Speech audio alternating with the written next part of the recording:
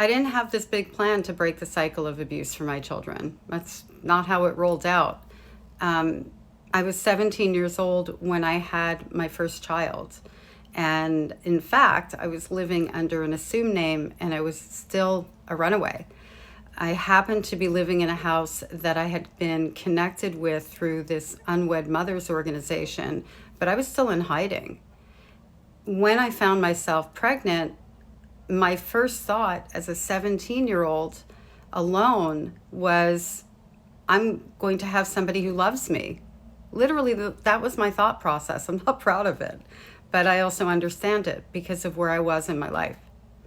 Growing up, I can remember very consciously thinking and knowing that I would never treat my children the way my mother treated me. I would never abuse them. And my grand plan was to do opposite day, which also isn't great because that's an overcompensation plan. I had to learn to level that out. As I had my daughter, it flipped. Like, I fell in love with her and I was able to show up for her in a way that I had never been able to show up for myself. Like, I wanted to be able to provide and be independent for her. For myself, that didn't really matter to me. But it was a whole, different feeling, luckily for me.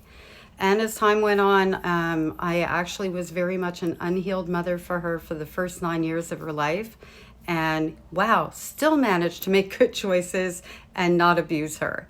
And I had 2 other children, and then my world started to crash in. I was married, I was in a safe space, and the memories flooded in, and I ended up going to counseling. I was also very concerned because of my not having a good frame of reference from my childhood that I would in somehow, some way carry that over.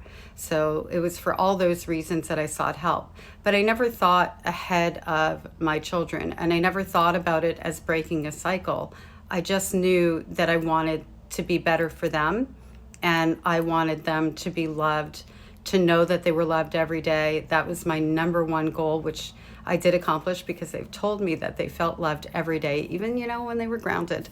So, that's my story as far as that goes. It wasn't a big plan. It wasn't about being courageous. It was about wanting love and wanting to give love.